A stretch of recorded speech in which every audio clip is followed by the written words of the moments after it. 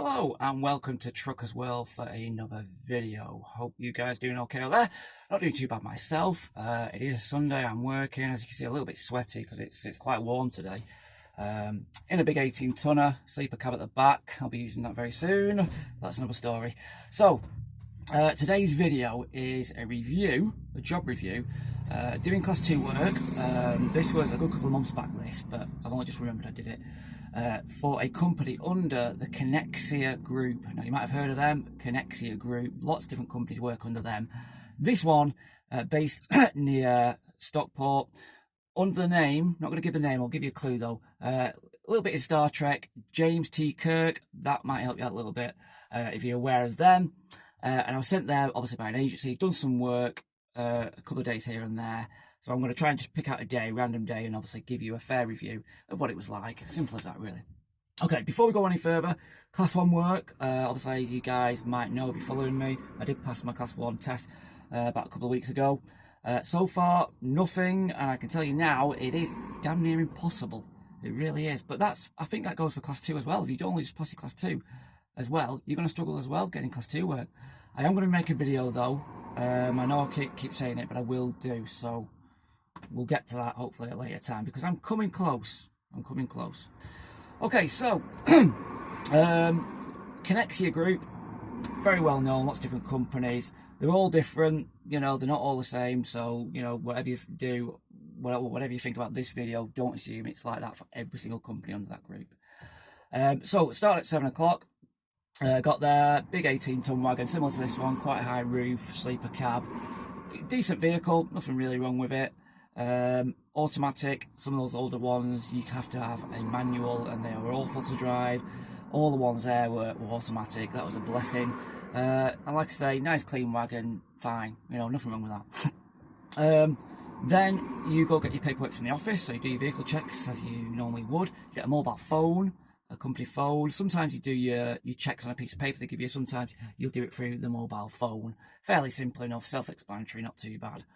Once you got your itinerary and your paperwork, I think I was given maybe, I can't remember now, maybe 8, 9 drops, give or take, maybe 8. Doesn't seem a lot. It doesn't seem a lot, but as you will, as I'll tell you, you know, it does go through the day. So then I was waiting to get loaded because some vehicles you'll go for and they'll be already loaded. Your vehicle will be loaded or it'll quickly get done. Not the case with this one. This one had a very small yard down a little side street, and because it was so small you had to reverse all the way down the side street and round the corner into the loading yard, and they didn't have capacity for a lot of vehicles there, so you know it was common practice to wait a while. And on this day I waited. I think I didn't get loaded up till about maybe 11. I think I didn't get out till about 11:15. Crazy, isn't it? Absolutely crazy. Anyway, loaded up, general haulage items. You strap it up, general, you know, as you would do normally, you know, from the straps. Usually get the straps up from the top in the middle, and you strap them up from that side. I'm no expert in strapping up, but you know, it's pretty self-explanatory, not too difficult really. Just adjusting the straps. Some people have a knack to it, be able to quickly adjust them really quick. I've not got that far yet. Anyway, as long as you're not driving like a fool, generally the goods are quite safe, you know, quite safe and secure. So on I went. I think I had to go maybe 45 minutes, 50 minutes away, you know, and the route, to be fair, was fairly managed quite well. So they were all in the vicinity of each other, and you know, it's planned fairly well. Sometimes you might have, you know, been told by one of the co-workers on your mobile phone, you need to scan this, scan that, put that down. You know, if you get told that, obviously that's fine, do it. If you don't get told that, don't worry about it, because you've not been told. Also as well, there are some time deliveries apparently. Now, again, a driver told me this, and he went through the itinerary and showed me a couple of things, and he said, right, this one needs to be delivered by 12 or blah, blah, blah, blah. It wasn't going to happen. I didn't get out till about 11:10. Just wasn't going to happen. Also as well, again, management hadn't told me, and it's not self-explanatory on the list as well. When you give them the itinerary, it's not self-explanatory. He told me this, but to be honest, if you're there in an agency or an employee, unless you've been told, you just follow your itinerary, because even if I would have put that delivery first, and gone there, it would have mucked up all the rest of them, because, you know, a couple of others have deliveries between certain times as well. So it's not easily managed that way. Unless you get told, I'd stick to the itinerary, and that's exactly what I did. Okay, first delivery was a bit of a tricky one, and they are a combination of big places, big RDCs if you will, and some small little places. The first one was a bit tricky. I had to go in and then reverse back out again and reverse back in again. On the map, on the Google Earth, it looked like you could maybe reverse into it. It didn't turn out that way though. Found it in the end though, and again, you're getting phone numbers as well, so you can phone up these places as well. Most times they will answer, most times you will have a valid number. You do get a electric pump truck. Now, it's important when you do these vehicle checks for this company, and not also all companies, make sure you got a pump truck on. I didn't have one on, I had to ask for it, and it was electric pump truck. It only had maybe a quarter of charge. That's fine though. It did me for the full day and it would be fine. Unless it's down at the bottom and flashing, I don't think you've got anything to worry about really that way. They're quite a good thing to have, electric pump trucks. They do make a difference, in my opinion, without a doubt. A little bit tricky at first to operate. I was a little bit, you know, acting like a dummy. But then after the first few goes, that was it. Not a problem. A couple were electric pump truck drops. Again, fairly simple, fairly secure, not too bad. The rest, you know, unloaded. I did a mixture, like I say, big companies, little ones. You know, you go into the RDCs, you have to wait for, I don't know, an hour, give or take. You know, did all that, all the rest of the usual stuff. And not too bad. So, I think after my last delivery within the vicinity of the area, I had to go another 25 minutes, but bear in mind, this was, I think it was about 4 o'clock. And obviously it was getting late at that point, 4 o'clock, and you hitting traffic, you know, it was quite difficult. And this was a time delivery. I must have been about 2-3 hours out, and they refused it. I phoned up, told them, they accepted it. The iconic thing is that I think I got cancelled on the Friday, but it turned out it was only down to loss of work. It was nothing to do with that, and as I'll come to that later on. So again, I had to bring that one back.